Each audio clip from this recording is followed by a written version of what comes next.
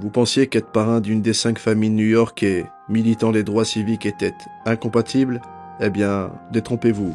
Lui l'a fait. Et c'est justement ce genre d'activité qui, vous allez le voir, est à éviter lorsque l'on baigne dans le milieu mafieux. Ouais, excuse-moi de te déranger a fortiori. Oui, dis-moi. Ça fait un bail, j'attends dans le couloir. Y aurait possibilité de passer, là tout de suite? Malheureusement, ça va pas être possible. Va falloir attendre comme tout le monde. Cazzo, tu m'as pris pour qui? Un meuble? Hop, hop, hop, hop, on se calme. Sinon... Wow, qu'est-ce que tu fous là? Rends-moi ma dignité, et vite. Allez, à très bientôt. Excusez-moi, j'en étais où? Ah ouais, Joseph Colombo, alias Joe, né le 16 juin 1923, à New York.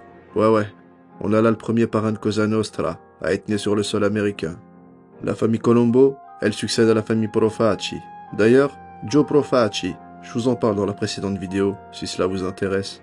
Le père de Joseph Colombo, Anthony, étant lui-même l'un des premiers à avoir intégré la famille Profaci, se fait buter en 1938. Il était tranquillement posé dans sa voiture, en compagnie de sa maîtresse. Ce qu'il ne savait pas, c'est qu'un tueur était caché à l'arrière. Il goûte à la cravate sicilienne. Il se fait étrangler, quoi. Joseph Colombo fait ses études à Brooklyn, au lycée New Utrecht, qu'il abandonne afin de rejoindre les gardes-côtes US. En 1945, il est révoqué de l'armée, à cause de problèmes psychiques qui entachent sa relation avec les autres membres de son unité. En gros, il souffre de névrose, et ça, au sein de l'armée, ça la fout mal. Il devient docker pendant 10 ans, et ensuite travaille dans une usine de viande, comme vendeur. Il finit dans l'immobilier, avant d'intégrer comme son défunt père, la famille Profaci. Il vit à Brooklyn, dans le quartier de Bay Ridge, à ce moment-là. Ce père de 5 enfants devient tueur pour la famille mafieuse, et est très vite nommé caporigime. En gros, il dirige les soldats, et reçoit ses ordres directement du sous-boss ou du parrain lui-même. Je vous en parlais dans la vidéo sur Joe Profaci. Les frères Gallo se plaignent de ramasser les miettes d'un business plus que lucratif. Miettes qui finissent dans le gosier de tous les soldats de la famille, quand les autres se gavent généreusement. Eh bien, Joe Colombo fait partie de ceux qui se font kidnapper par les 3 frères. Et en 1961, contrairement à certains, il ne se fait pas enlever volontairement, afin de profiter de la rançon que les frères Gallo ont soutirée à Profaci, qui finit d'ailleurs par payer en échange de la libération des otages. Joe Profaci prend connaissance, après coup, du complot et déclare la guerre aux frères Gallo, ainsi qu'à Carlo Gambino et Tommy Lucchese, qui s'étaient alors alliés aux 3 frères.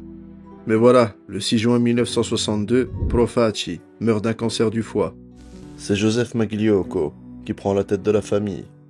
À savoir que, lui aussi, avait été kidnappé par les frères Gallo. Il avait, en plus de continuer la guerre initiée par Profaci contre les 3 frères, tout intérêt à vouloir se venger.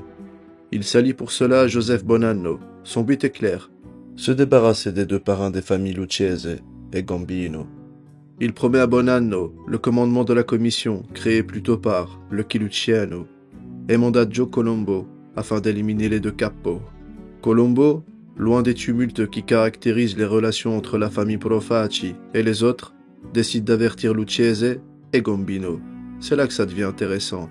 Magliocco est écarté par la commission et Joseph Colombo, quant à lui, est nommé parrain de la famille Profaci, qui devient dès lors la famille Colombo. Il a 41 ans, l'un des plus jeunes parrains que la Cosa Nostra new-yorkaise ait connu. Joe Colombo commence à s'exposer publiquement, si bien qu'en 1966, il est condamné à 30 jours de tôle pour avoir refusé de répondre sur des questions financières le concernant. À vouloir confronter les forces de l'ordre, on finit forcément par attirer l'attention sur soi.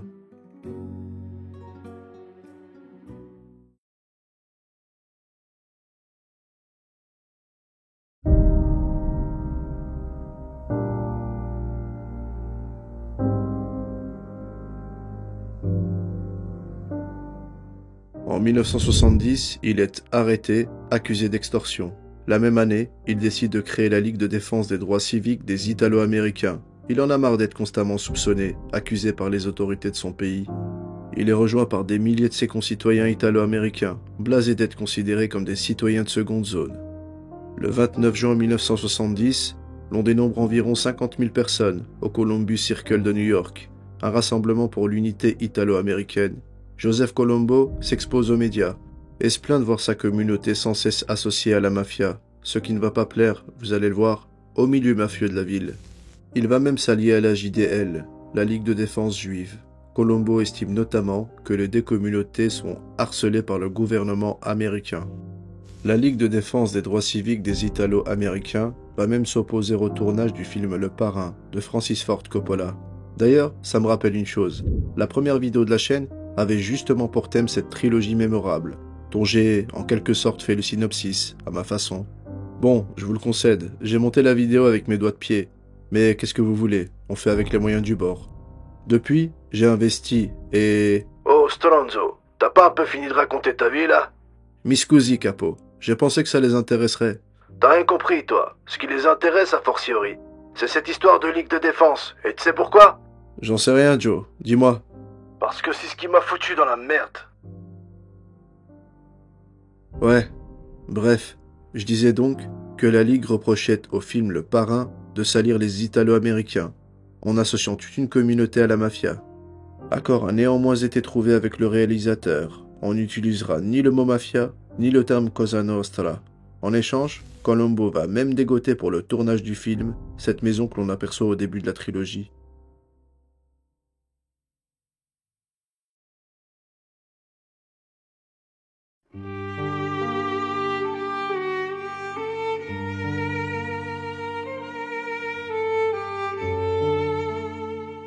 Début 1971, Joe Gallo sort de tôle.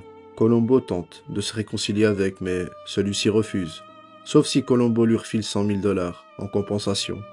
Le parrain Vincenzo Alloy, allié à Joseph Colombo, lance alors un appel à l'élimination de Joe Gallo.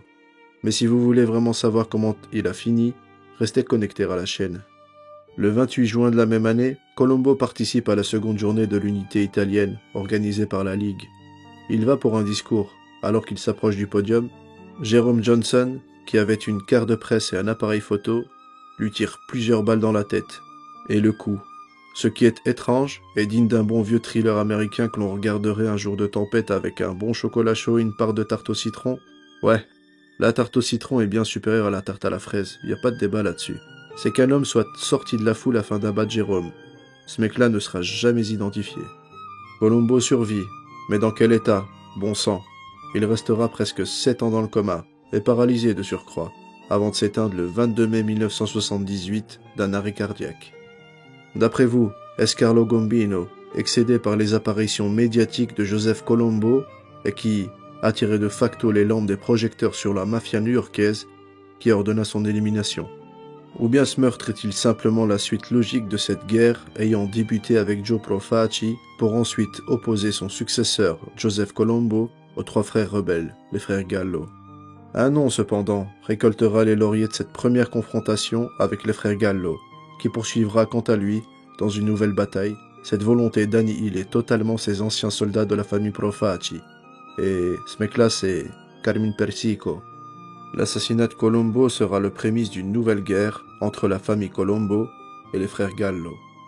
La chose à retenir ici, c'est que lorsque l'on reprend les rênes d'une famille qui a autant d'ennemis qu'à fortiori d'heures de montage, afin de régaler la rétine de ses spectateurs, on doit s'attendre à embrasser la mort, d'une accolade pénible et douloureuse. Aussi, on évite d'attirer l'attention, comme John Gotti le fera plus tard.